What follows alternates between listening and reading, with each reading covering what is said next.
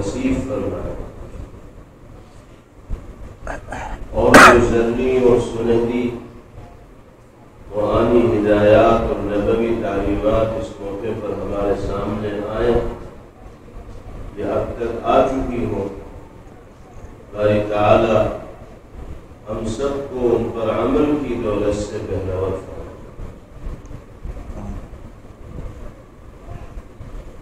اللہ تعالی نے اپنے فضل و کرم سے ہم سب کو انسان بنا کر اپنی مخلوقات میں سب سے زیادہ شرف اور عظمت عطا فرمائی، اور انسانوں کے اس زمرے میں شامل فرما کر مزید کرم و احسان باری تعالی نے ہم سب پر فرمایا۔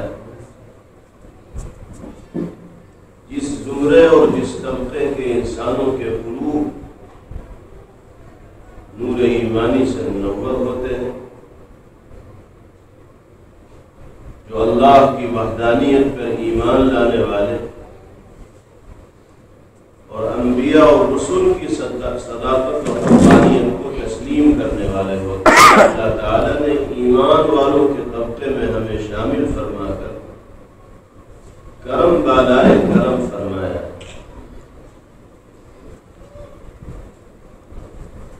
یوں تو بے شمار نعمتیں ہیں اللہ رب العزت والجلال کی، اور انگنت کرم فرمائیاں ہیں، اور ہر نعمت، ہر انعام سچائی یہ ہے کہ ایسا قابل قدر ہے اور بے نظیر و بے مثال ہے کہ صرف ایک نعمت کی شکر گزاری کے لیے بھی ساری زندگی انسان اللہ کی بارگاہ میں سجدہ ریز رہے تو حق کی ادائیگی نہیں ہو پائے۔ اس طرح کے انعامات سے باری تعالیٰ نے ہم سب کو نوازا، لیکن وہ ساری نعمتیں اور دولتیں ایک طرف اور نعمت ایمان اور دولت اسلام دوسری طرف، جس انسان کا دامن، جس انسان کا قلب اس نعمت عظمیٰ کا حامل ہے، اس دولت سے مالا مال ہے، وہ دنیا کی دوسری نعمتوں اور دولتوں سے چاہے کہیں دامن و خالی ہاتھ، وہ دنیا میں بھی کامیاب ہے اور آخرت میں بھی کامیاب ہے۔ اور اگر کسی انسان کے پاس دنیا جہاں کی دولتوں اور نعمتوں کا انبار ہو اور نعمت ایمان اور دولت اسلام ہی سے وہ محروم ہو، تو نہ وہ دنیا میں کامیاب قرار دیا جائے گا حقیقت، اور نہ آخرت میں نجات سرور اس کا مقدر بنتا ہے۔ اللہ رب العزت والجلال کا کتنا بڑا کرم ہے کہ اس نے ہم سب کو ایمان جیسی عظیم الشان نعمت سے سرفراز فرما کر انسانوں کے اس طبقے کے اندر شامل فرمایا کہ جس سے زیادہ مشرف و محترم کوئی طبقہ اللہ رب العزت والجلال کی نگاہ میں نہیں ہے، جس طبقے کی قیادت اور سیادت انبیاء کرام علیہم الصلوات والتسلیم نے فرمائی، اور ان کے بعد حضرات صحابہ کرام رضوان اللہ تعالی علیہم اجمعین نے فرمائی، تابعین و تبع تابعین، بزرگان دین اور علماء امت جس طبقے کی سیادت و قیادت فرماتے رہے، آج بھی فرما رہے ہیں اور مستقبل میں بھی اللہ نے چاہا تو فرماتے رہے۔ خلاصہ یہ ہے کہ جس مالک نے ہم سب کو اس عظیم الشان نعمت سے نوازا ہے، تو ہماری اور آپ کی یہ مشترکہ ذمہ داری اور فریضہ ہے کہ ہم اس مالک کے حقوق کو اچھی طرح سمجھنے والے اور پوری زندگی اس کی ادائیگی کا اہتمام کرنے والے، ذمہ داریاں مالک کی طرف سے ہمارے کاندھوں پر ڈالی گئی ہیں، مومن و مسلمان ہونے کی حیثیت سے، یہ انسان ہونے کی حیثیت سے، ہم ان ذمہ داریوں کی ادائیگی میں حساس ہوں، سنجیدہ ہوں، فکر مند ہوں، اور اپنی زندگی کی ترجیحات میں ان ذمہ داریوں کی انجام دہی کو شامل رکھتے ہوں جو باری تعالیٰ نے ہمارے کاندھوں کے اوپر عائد فرمائی۔ ذمہ داریاں کیا ہیں؟ عموماً ہر مسلمان فرائض و واجبات سے بھی واقف ہے اور محرمات شرعیہ کا بھی علم رکھنے والا ہے۔ موٹی موٹی باتیں سبھی جانتے ہیں کہ مسلمان ہونے کی حیثیت سے کن کن اعمال کو انجام دینا ہمارے ذمہ لازم ہے، اور قانون شریعت کا پابند ہونے کی حیثیت سے کن کن کاموں سے واسطہ رکھنا ہمارے لیے ناجائز اور حرام ہے۔ تفصیل میں جانے کا موقع نہیں ہے، موٹی موٹی باتیں سب کے علم میں رہتی ہیں۔ ہماری کمزوری یہ ہے کہ بنیادی باتوں کو جاننے کے باوجود ہم عمل کے میدان میں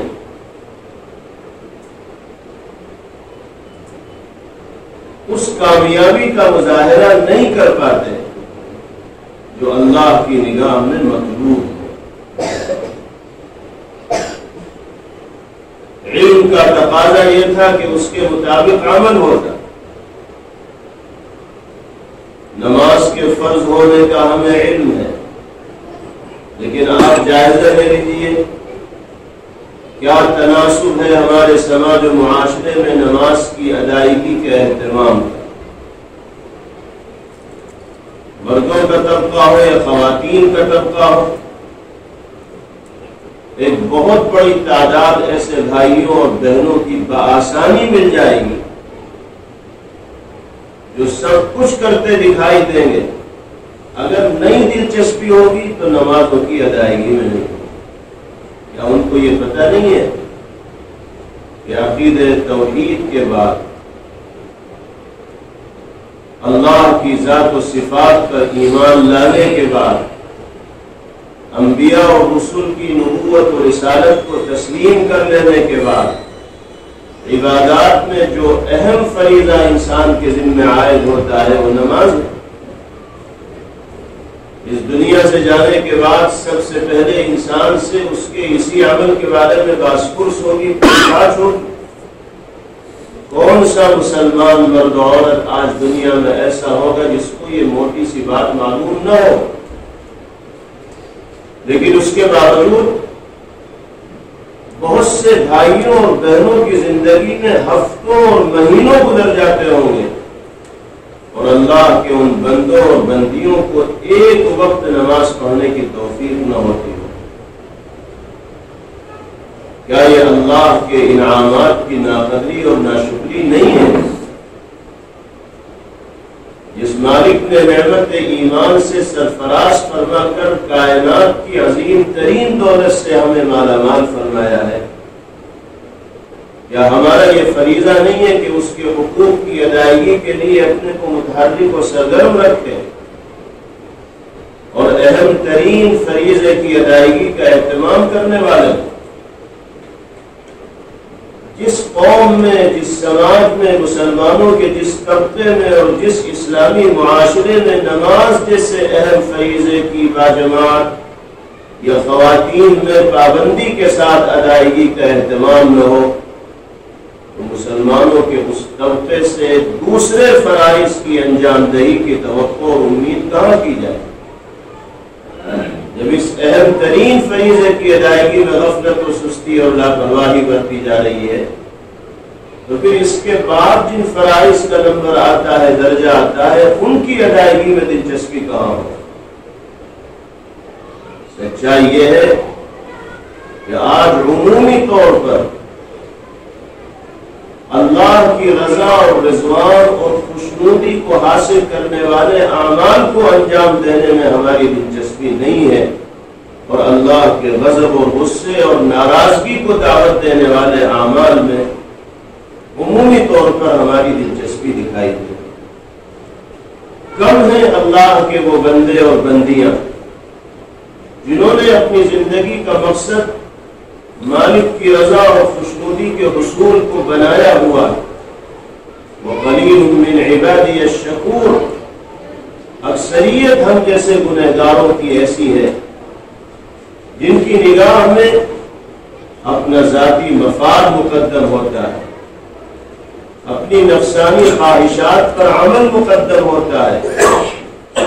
اپنے ذوق و شوق کی تسکین مقدم ہوتی ہے،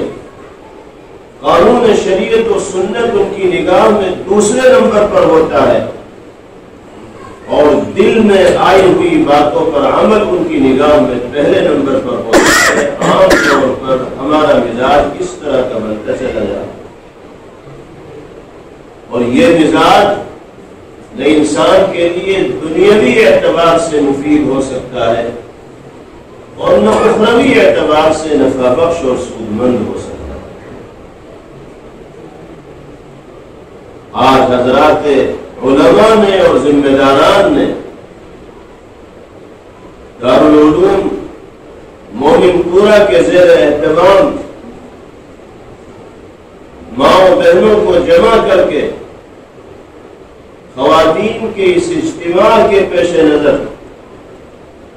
یہ پیغام دینے کی کوشش کی ہے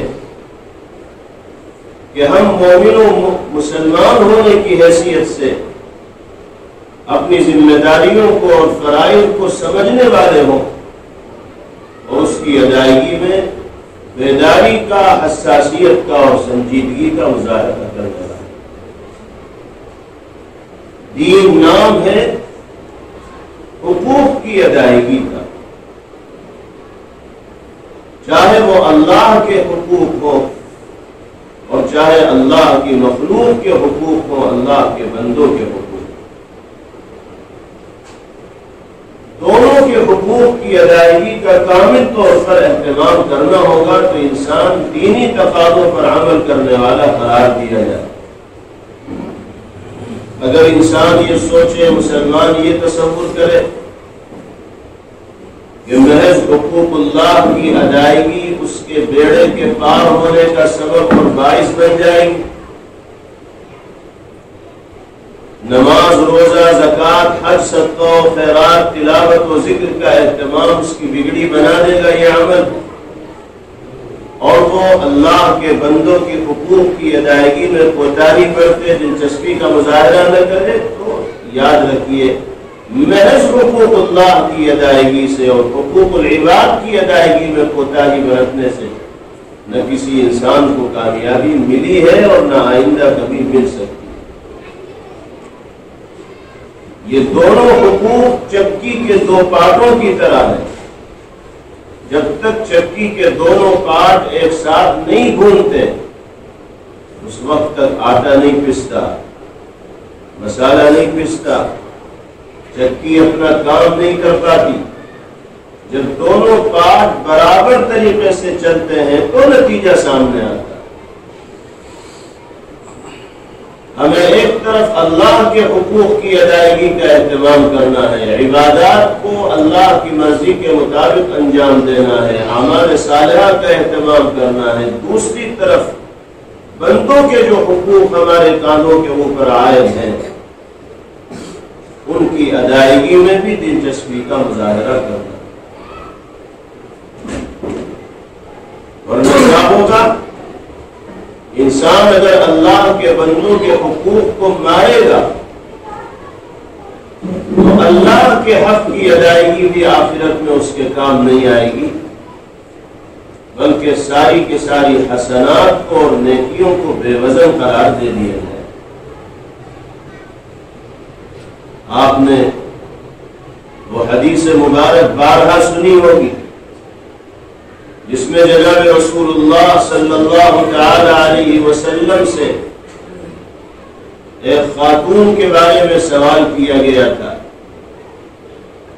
یا رسول اللہ ان فلانة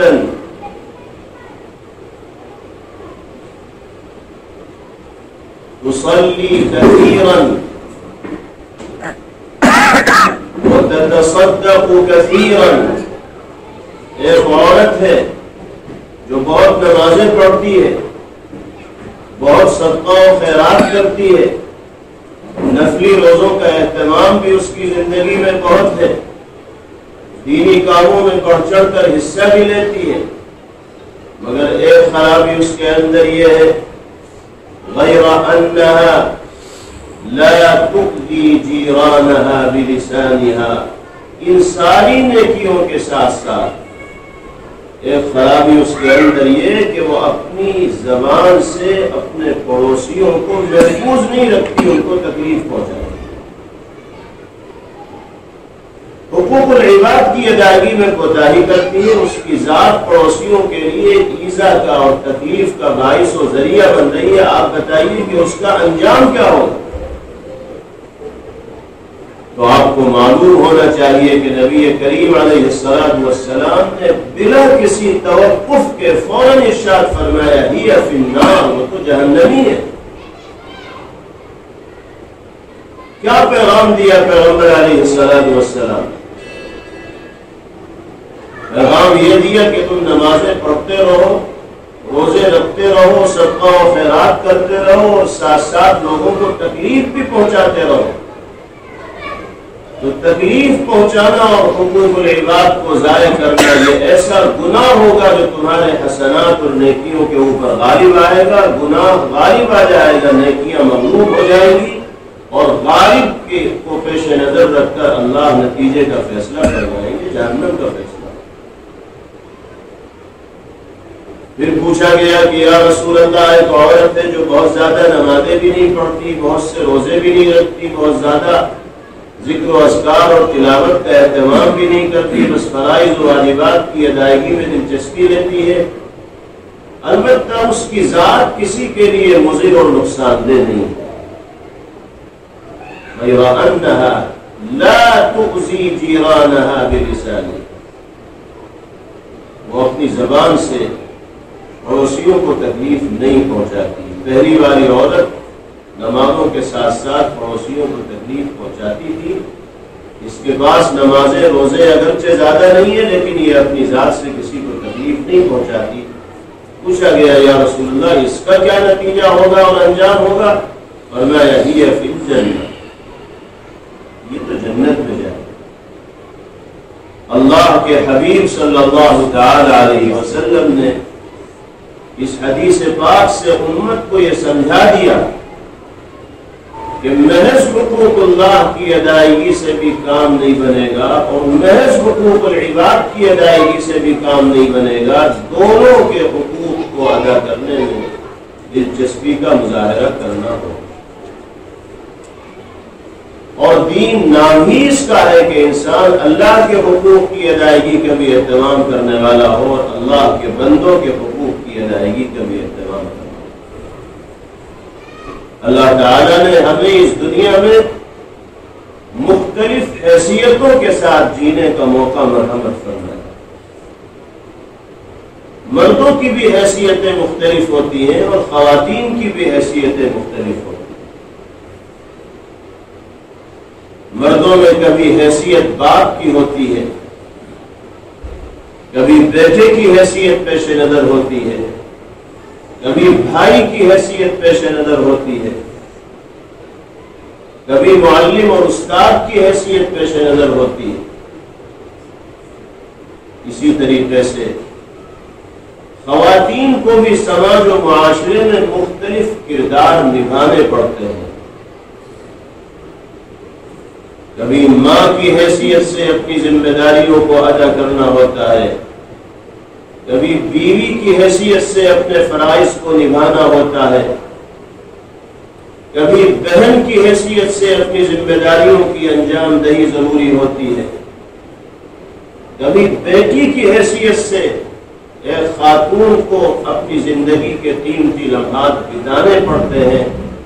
حیثیتوں کے اختلاف کے اعتبار سے ذمہ داریاں بھی بدل جاتی ہیں، حقوق بھی بدل جاتے ہیں، فرائض منصبی بھی بدل جاتے ہیں۔ ہمیں اس کا خیال رکھنا ہوگا کہ اس وقت کس حیثیت سے ہمیں کس کے ساتھ کیا معاملہ کرنا ہے۔ ایک ہی وقت میں مختلف حیثیتیں بھی ایک مرد کی اور ایک خاتون کی ہو سکتی ہیں۔ ایک مرد ایک ہی وقت میں باپ کی حیثیت سے اپنی اولاد کا نگراں بھی ہو سکتا ہے، اور بیٹے کی حیثیت سے اپنے باپ کا خادم اور ان کا مطیع و فرمانبردار بیٹا بھی ہو سکتا ہے۔ بھائی کی حیثیت سے اپنی بہنوں کے لیے شفقت کا جذبہ رکھنے والا انسان بھی ہو سکتا ہے۔ مختلف حیثیتیں ایک وقت میں ایک مرد کے اندر جمع ہو رہی ہیں۔ اسے ان حیثیتوں کو پیش نظر رکھتے ہوئے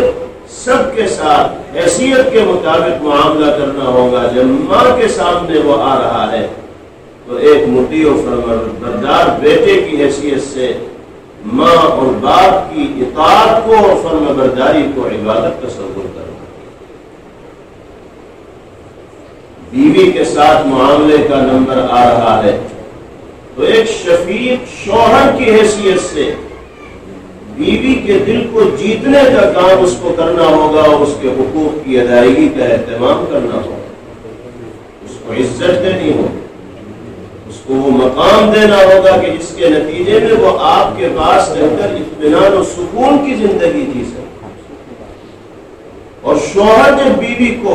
عزت و احترام کا مقام دیتا ہے تو اولاد کے دل میں خود بخود ماں کی عظمت و محبت پیدا ہوتی چلی جاتی ہے۔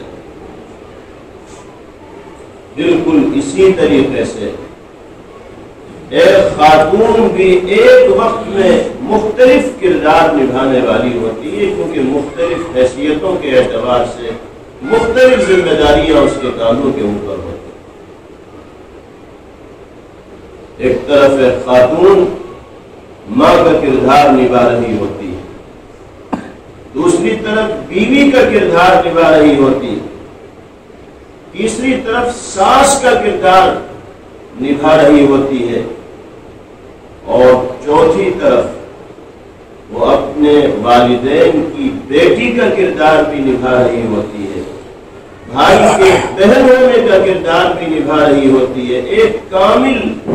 مومن ہونے کا اور مسلمان ہونے کا تقاضا یہ ہے کہ ہم اپنی ان تمام حیثیتوں کو پیش نظر رکھتے ہیں، اور جس کا جو مقام ہے، جس کا جو مرتبہ ہے، جس کا جو حق ہے، وہ اس کو پورے طور پر ادا کرنے کی کوشش کریں۔ اب فرض کیجئے ایک خاتون جو ماں کی حیثیت سے بھی کردار نبھا رہی ہے اور ساس کی حیثیت سے بھی کردار نبھا رہی ہے، تو اس کو جہاں ایک طرف اپنی اولاد کے حقوق کی ادائیگی کا اہتمام کرنا ہے، وہیں دوسری طرف اپنی بہوؤں کے حقوق کی ادائیگی کا بھی اہتمام کرنا ہے۔ اور یہ بات اچھی طرح سمجھ لیجیے کہ جو ربط و تعلق، جو رشتہ اور جو معاملہ ماں کا اولاد کے ساتھ ہوتا ہے،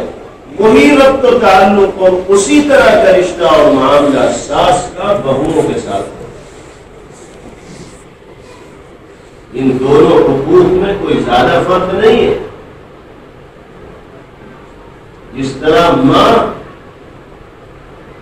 اپنے بچوں کے ہر عمل کو قدر و محبت کی نگاہ سے دیکھتی ہے اور ان کی چھوٹی موٹی تقصیرات کو اور لغزشوں کو نظر انداز کر دیتی ہے، درگزر کر دیتی ہے، اسی طرح اس ماں کو ساس کی حیثیت سے اپنی بہوؤں کے اعمال کو بھی قدر کی نگاہ سے دیکھنا ہوگا اور ان کی معمولی لغزشوں کو بھی نظر انداز کرنا ہوگا اور درگزر کرنا ہوگا۔ ایسا نہیں ہو سکتا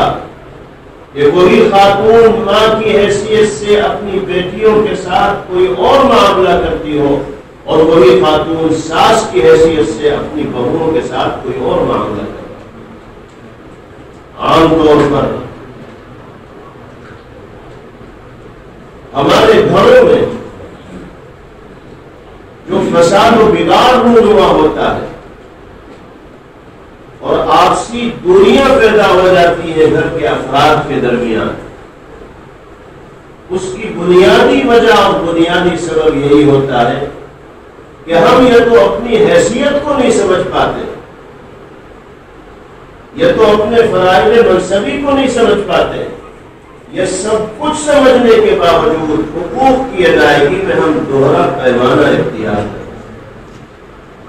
ایک حیثیت سے ہمارا انداز بالکل کچھ اور ہوتا ہے اور دوسری حیثیت سے ہمارا رویہ اور برتاؤ یکسر بدلا ہوا ہوتا ہے۔ تو ایسے تو گاڑی نہ چلی ہے، نہ آج چل رہی ہے اور نہ آئندہ کبھی چل سکتی۔ بالکل اسی طریقے سے ایک خاتون بہو کا کردار نبھا رہی ہوتی ہے اور وہی خاتون بیٹی کا کردار بھی نبھا رہی ہوتی۔ اس خاتون کو ان دونوں کرداروں کو بڑی بیدار مغزی کے ساتھ نبھانا ہوگا، اور اس بہو کو یہ سمجھنا ہوگا کہ اس طرح حقیقی اور سلبی ماں باپ کے حقوق کی ادائیگی میری ذمہ داری اور فریضہ ہے، اسی طرح میں شوہر کے جس گھر میں رخصت ہو کر آئی ہوں، اب شوہر کے جو ماں باپ ہیں وہ بھی دراصل میرے حقیقی ماں باپ کی طرح ہیں، اور ان کے حقوق کی ادائیگی بھی میرے ذمہ اسی درجہ لازم ہے جس طرح اپنے سلبی والدین کے حقوق کی ادائیگی میرے ذمہ لازم ہے۔ جب بہو کے دل میں اس طرح کے جذبات ہوں گے تو پھر وہ ساس کی ڈانٹ کو بھی برداشت کر لے گی اور یہ سوچے گی کہ میں غلطی کرتی تھی تو میری ماں بھی تو مجھے گھر میں ڈانٹ دیا کرتی تھی، اور بڑے تو تنبیہ کرتے ہی ہیں، چھوٹوں سے غلطی ہوتی ہے تو بڑے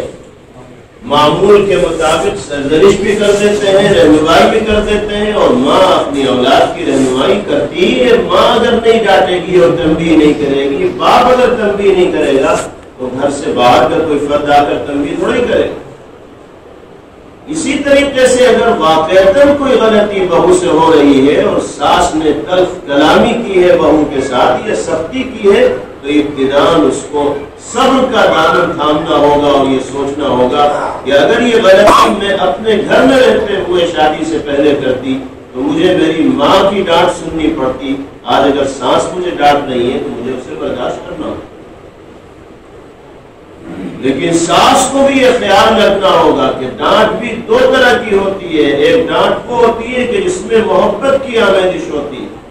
اور دوسری ڈانٹ اور تنبیہ وہ ہوتی ہے کہ جس میں انسان کے دل سے کدورت و نفرت کا اظہار ہوتا ہے۔ یہ احساس بہو کو ہرگز نہ ہونا چاہیے کہ ساس اس انداز میں مجھے نشانہ بنا رہی ہے کہ وہ میری عزت سے کھلواڑ کرنا چاہتی ہے، مجھے بدنام کرنا چاہتی ہے، میرا نام خراب کر دینا چاہتی ہے۔ اس طرح کا احساس بہو کو نہ ہو، اور کردار بہو کو بھی ایسا ہی نبھانا ہوگا اور پیش کرنا ہوگا کہ جو مقام وہ اپنے حقیقی والدین کو دے رہی ہوگی وہی مقام اسے اپنی ساس کو دینا ہوگا۔ جب دونوں طرف سے حقوق کی ادائیگی کا یہ اہتمام ہوگا تو ناممکن ہے کہ گھر جنت نظیر نہ بنے اور خوشگوار زندگی گزارنے کا موقع میسر نہ ہو، یہ ناممکن ہے۔ پھر تو لازمی طور پر اللہ رب العزت والجلال سکون و اطمینان کی زندگی گزارنے کی توفیق میسر فرمائے۔ میرے عرض کرنے کا منشا یہ ہے کہ دین صرف اللہ کے حقوق کی ادائیگی کا نام نہیں، بندوں کے حقوق کو بھی ساتھ ساتھ ادا کرنا ہے، اور ہم جس حیثیت پر بھی ہیں اس کا لحاظ رکھتے ہوئے اپنی ذمہ داریوں کو اچھی طرح سمجھنا ہے اور حسن و خوبی کے ساتھ ان کو انجام دینے کی کوشش کرنا ہے۔ یہ جو ساس بہو کے جھگڑے خاندانوں میں اور سماج میں اور گھروں میں معروف و مشہور ہیں، ان جھگڑوں سے چھٹکارا اگر حاصل کرنا ہے تو اس میں خواتین ہی کو اپنا کردار نبھانا پڑے گا. باہر سے کوئی آ کر ان جھگڑوں کو ختم نہیں کر سکتا، نہ آج تک کر سکا ہے اور نہ آئندہ کر سکتا ہے. یہ جھگڑے پیدا بھی ہوتے ہیں خواتین کی ناسمجھی سے، ناتجربہ کاری سے، یا حقوق کی عدم انجام دہی سے، اور ان جھگڑوں کا خاتمہ بھی ہوگا خواتین کی فکر مندی سے، ان کی حساسیت سے، معاملے کو اچھی طرح سمجھنے سے اور ذمہ داریوں کی انجام دہی سے. نہ باہر سے کوئی ان جھگڑوں کو پیدا کر سکتا ہے اور نہ باہر سے آ کر کوئی ان جھگڑوں کو ختم کر سکتا ہے. مہینے میں 10 اصلاحی اجتماعات خواتین میں آپ منعقد کر لیجئے. اگر خواتین نے خود تہیہ نہ کیا اپنے درمیان پیدا ہونے والی خامیوں کو دور کرنے کا تو ان اجتماعات کا کوئی نفع نہیں ہوگا، کوئی فائدہ نہیں. باتیں سنی جائیں گی اور دوسرے کان سے نکال دی جائیں گی. کردار آپ ہی کو نبھانا ہوگا میری ماں اور میری بہن. آپ نے اگر اپنی ذمہ داریوں کا احساس اپنے دل کے اندر پیدا کر لیا اور یہ تہیہ کر لیا کہ ہمیں شوہر کے گھر کو اپنا گھر سمجھتے ہوئے زندگی گزارنی ہے، اور ساسوں نے یہ تہیہ کر لیا کہ بہوؤں کو بیٹی کی حیثیت اور مقام دینا ہے، اور بہوؤں نے فیصلہ کر لیا کہ ساسوں کو ماؤں کی حیثیت اور مقام دینا ہے، تو چٹکیوں میں جھگڑے حل ہوں گے اور عیش و آرام اور اطمینان و سکون کی زندگی گزارنا میسر. آج ہوتا کیا ہے؟ بیٹی اپنے والدین کو چھوڑ کر شوہر کے گھر آ جاتی ہے رخصت کو، اور وہ ان جذبات کے ساتھ آتی ہے کہ اب میرا گھر وہی ہے جو میرے شوہر کا گھر. جس طرح میں اپنے والدین کے یہاں رہا کرتی تھی، اب اسی طرح میں اپنے شوہر کے گھر رہوں گی. آزادانہ ماحول جو گھر کا اندرونی ماحول ہوتا ہے اس میں آزادی کے ساتھ عمل دخل کا اختیار مجھے ہوگا، اور شوہر ہی سے نسبت کی بنا پر وہ بیٹی اپنے والدین کو چھوڑ کر بیوی بن کر شوہر کے گھر میں آتی ہے تو وہ یہ بھی اپنے دل کے اندر احساس رکھتی ہے کہ شوہر میرا ہے، شوہر میرا بن کر رہے گا، میں اس کی زندگی میں دخیل ہوں گی. اب تک ماں کے علاوہ شوہر کی زندگی میں کوئی دخیل نہیں تھا، لیکن نظام شریعت کے مطابق جب اس شوہر کی بیوی ہو گئی تو وہ بھی اب شوہر کی زندگی میں دخیل ہے. یہ احساس لے کر بیوی آتی ہے شوہر کے گھر میں اور اس کا احساس بجا ہے. لیکن عام طور پر دیکھنے میں یہ آتا ہے کہ بہت سے گھروں میں ساسوں کی جانب سے بہوؤں کو وہ آزادانہ ماحول نہیں ملتا جس کی امید وہ اپنے ذہن و دماغ میں سجا کر آتی ہے. بہت سے گھروں سے تو یہ شکایت ملی کہ بہو آزادی کے ساتھ اپنی مرضی کے مطابق کوئی کھانا بھی نہیں بنا سکتی. اسے اگر چائے بھی بنانی ہے تو ساس اماں سے پوچھنا پڑے گا کہ ایک پیالی دودھ لے لوں. کیا بیٹی بھی اس طرح ماں سے پوچھتی ہے؟ وہ بھی آزادی کے ساتھ جب جی چاہتا ہے چائے بناتی ہے، جو جی چاہتا ہے وہ پکاتی ہے معمول کے مطابق. یہ نہیں کہ بہت زیادہ خرچہ کیا جائے. جس طرح بیٹی گھل مل کر اپنے گھر میں رہتی ہے، بہوؤں کو اسی طرح گھل مل کر رہنے کیوں نہیں دیا جاتا؟ ان پر بندشیں کیوں عائد کی جاتی؟ جب اس طرح کی بندشیں ہوں گی تو بہو شوہر کے گھر کو اپنا گھر نہیں سمجھے گی، اور وہ ساس کو اپنے راستے میں روڑا اور رکاوٹ سمجھے گی. پھر یہ مطالبات شروع ہونے لگیں گے کہ میرا گھر الگ کرو، میں ساتھ میں نہیں رہ سکتی. پھر مفتی صاحب کے پاس آ کے مسئلہ معلوم کیا جائے گا تو جواب یہی ملے گا کہ بھئی اگر بیوی یہ مطالبہ کر رہی ہے کہ میں شوہر کے ساتھ الگ رہنا چاہتی ہوں تو اسے مجبور نہیں کیا جائے گا ساس سسر کی خدمت کے لیے. شوہر سے نسبت کی بنا پر وہ آئی، لیکن اخلاقی فرض بیوی کا یہ ہے کہ وہ شوہر کے والدین کو بھی وہی مقام دے جو اپنے حقیقی والدین کو دے رہی ہے. لیکن ساری ذمہ داریاں بہوئی کی تھوڑی ہے، ساسوں کی بھی تو ذمہ داری ہے۔ یہ دیکھا جائے کہ جس آزادی کے ساتھ بیٹی اپنے گھر میں رہی ہے، آج بہو بن کر جب وہ شوہر کے گھر میں آئی ہے تو وہی آزادی اس کو کیوں نہیں مل رہی؟ پھر بہت سی جگہ ساس کو اس بات پر بھی اعتراض ہوتا ہے کہ شوہر کو یہ مشورے دینے لگے، اب تک تو تنخواہ سب میرے پاس آیا کرتی تھی، اب شوہر صاحب تنخواہ بیوی کے ہاتھ میں دینے لگے، تو اس سے بھی پریشانی ساس کو ہونے لگتی ہے کہ یہ کہاں سے ٹپک پڑی۔ یہ جو تصور ہے، اسی تصور کی وجہ سے بگاڑ پیدا ہوتا ہے، فساد پیدا ہوتا ہے، خرابی پیدا ہوتا ہے۔ یہی صورتحال بہوؤں کی طرف سے ان کو ساس کو سمجھنا چاہیے کہ یہ گھر کی مالکہ ہیں، گھر کی سرپرست ہیں، مربیہ ہیں،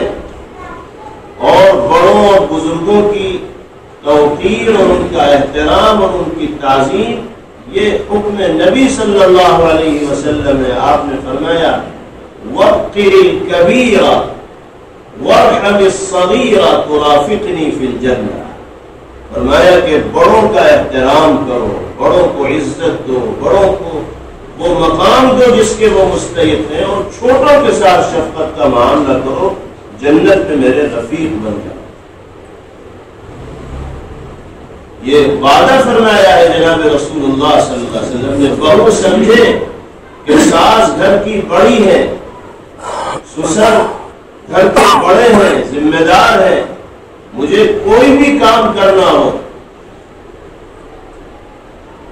ساس کے کان سے اس کو نکال دینا چاہیے۔ کان سے نکالنے کا مطلب یہ کہ ان کے گوش گزار کر دینا چاہیے۔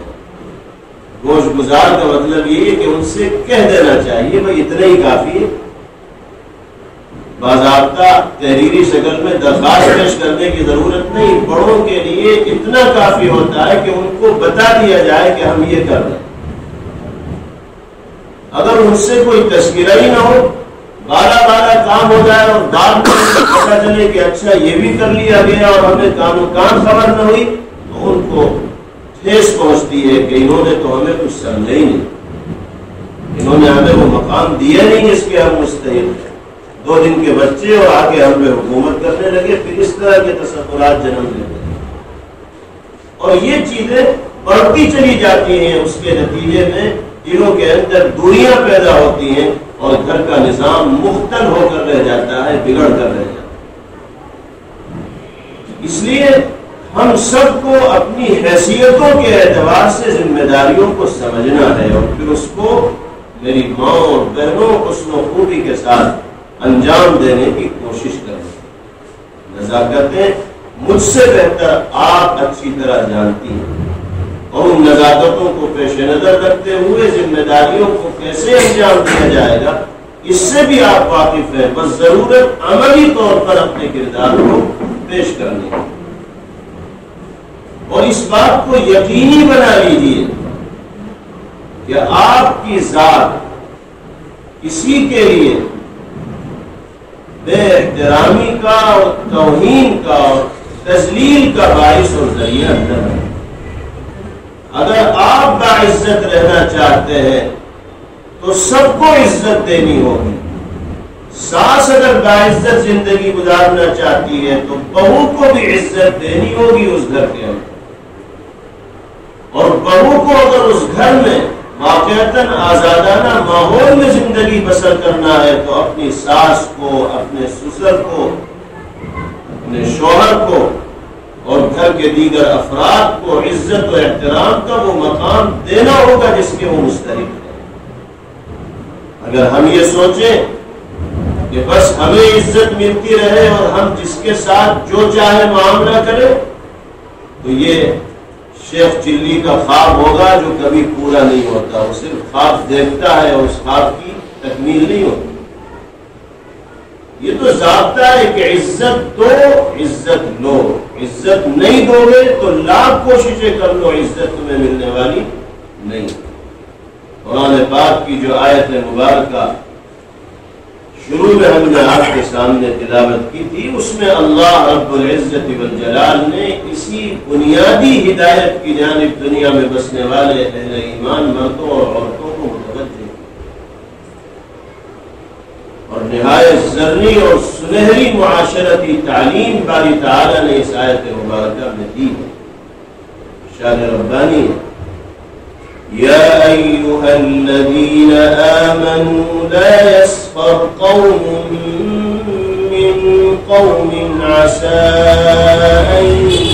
یکونوا خیرا منہم، اے ایمان والو ان میں سے کوئی قوم کسی دوسری قوم کا مذاق اڑانے والی، ان کے ساتھ تمسخر اور استہزاء کا معاملہ کرنے والی، ان کی تذلیل اور توہین کرنے والی نہ بنے۔ ہو سکتا ہے جس کا تم مذاق اڑا رہے ہو، جس کو تم ذلیل کر رہے ہو، اس کا مقام اللہ کی نگاہ میں تمہارے سے بدرجہ رہتا ہے، تو تم اس کی تذلیل کر کے اپنے پیروں پہ کلہاڑی مارنے کا کام کر رہے ہو، اس کو کوئی نقصان نہیں پہنچا رہے ہو، اس کا تو مقام اور بلند ہوگا جتنا تم اس کو ٹارگیٹ کرو۔ قوم کے اندر اگرچہ مرد بھی آ گئے تھے اور عورتیں بھی آ گئی تھی، پھر بھی اللہ نے عورتوں کا تذکرہ صراحتاً دوبارہ فرمایا، اگرچہ اصولاً تذکرے کی ضرورت نہیں تھی کیونکہ قوم میں سب آ گئے، لیکن ممکن ہے باری تعالیٰ کے ذہن میں یہ بات رہی ہو کہ عورتوں میں اس طرح کا مزاج عمومی طور پر پایا جاتا ہے، اس لیے ان کو بھی خاص طور پر متنبہ کیا۔ وَلَا نِسَاءٌ مِّن نِّسَاءٍ عَسَىٰ أَن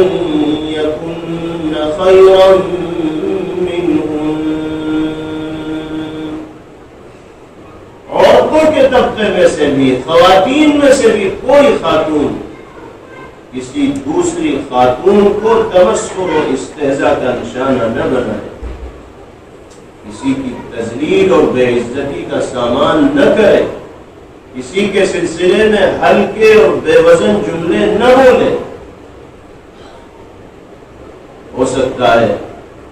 جس کے لیے تذلیل کا سامان کیا جا رہا ہو وہ اس سے بہت بہتر ہو جو اس کی تذلیل کر رہا ہے،